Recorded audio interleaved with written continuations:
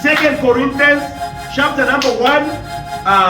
My head. Cry out to God because there is people that God is released. The soul is precious. And I'm for every day. And the shade bring those who are called by mine. When they cry out, I will hear their prayers in the heavens. Today you will testify. You will testify. In the name of Jesus Christ. So just imagine someone not missing the flight, but someone missing the church service of God. What do people say? They say, for he is now demon possessed.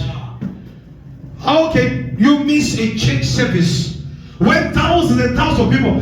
And you know what, let me tell you something, when such things will occur, people say thousands and millions of people came for that event looking for you. But yeah, Papa Moya, I'm stuck upon it. It's a mom so big.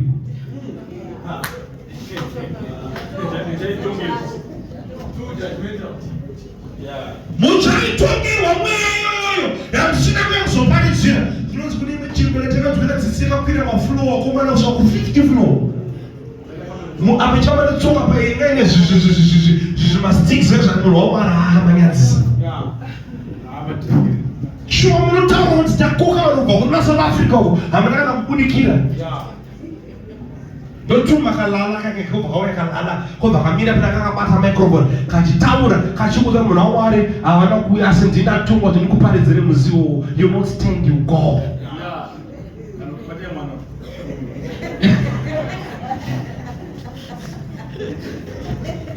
So don't say,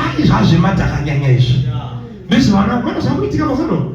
This is my cat's not going to go to the as no way, because I quit that.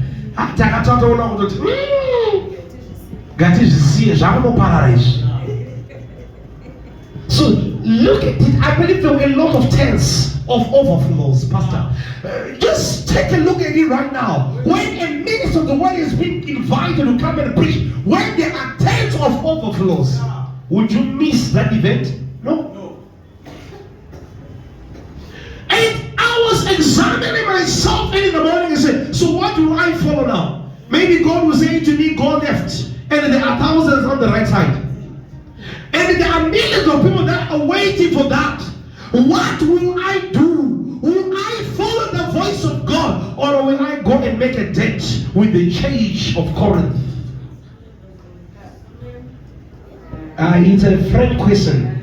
How many ministers today who run away from their churches when there are overflow of tents, and they say today we are not attending, we are going where God has assigned us to be.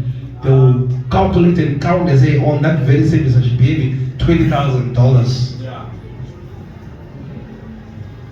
People with ministries, a number of them, can they be in some remote areas where they don't get anything from people? No. And I was talking to a certain guy some time ago. Someone was saying, when you are trained with a certain church, you have to pay and bribe those on higher position so that they will give you an assembly in what? In Harare.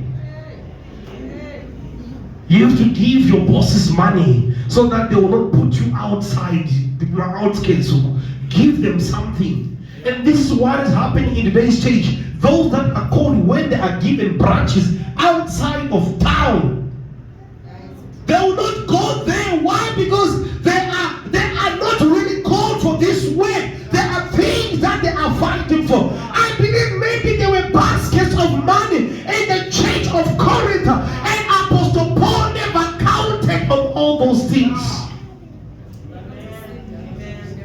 Wow.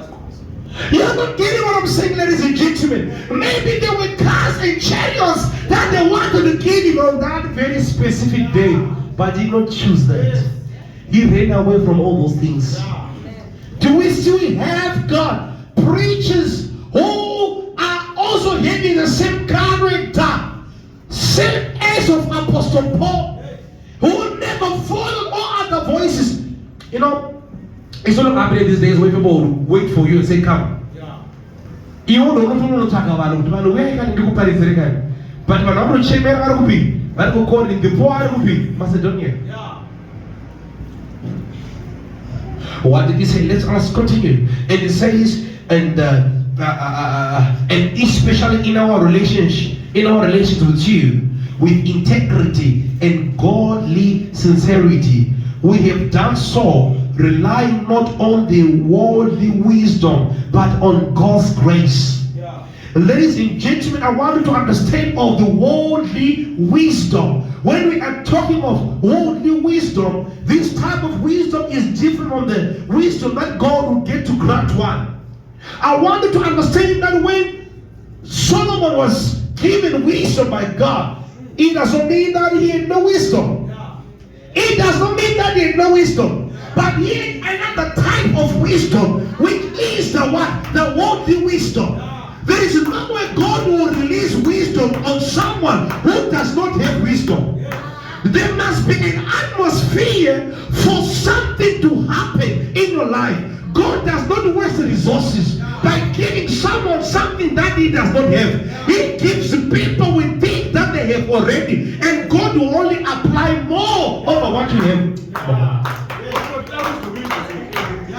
Which means when, thank you so much, Pastor, for that revelation. When God asked him on what he wanted, he said, I want wisdom. That's wisdom. Wisdom made him to say out those words. If it was not wisdom that made him to say out those words, would say that Solomon had no wisdom.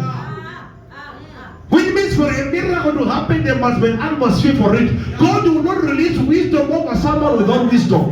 Which means that Solomon had wisdom, but the type of wisdom that he had the worldly wisdom. And the error that most people are making right now is asking things from God, things that they don't even have inside of them. You think that God will start to craft things now. So which means you must see it inside of you. If you are asking for a car, see a car first inside of you. You have the capacity inside of you of a mansion. You cannot ask for a mansion if you cannot sweep a one room. You must create an atmosphere for a license. Some of you are crying for private jets, yet you don't have an airport for it. Let's create an atmosphere. And the Bible says that Apostle Paul spoke of what? Of the worldly wisdom. And he said, rely not on the worldly wisdom. Which means Paul had wisdom first. But there is another one that was inside of him. Which means he said to rely. Which means that is the what? The source. Which means he had an option to choose on which one to apply at this.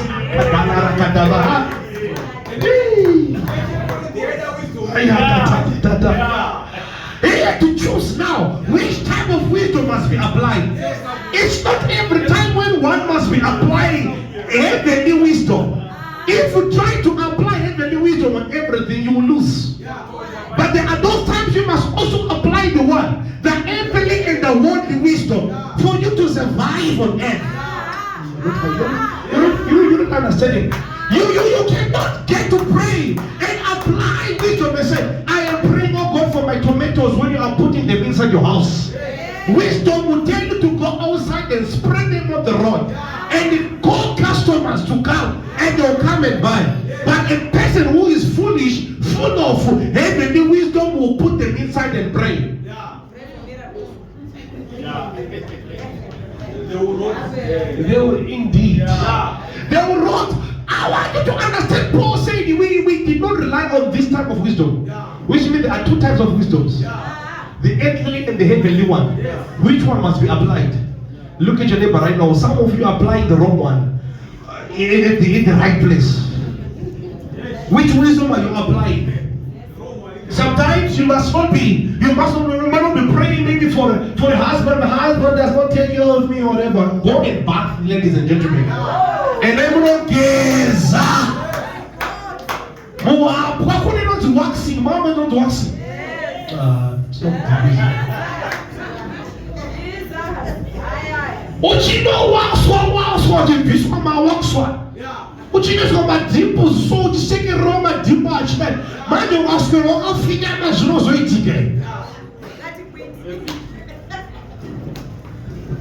That's earthly wisdom. Earthly wisdom, don't guess. When I know my shop,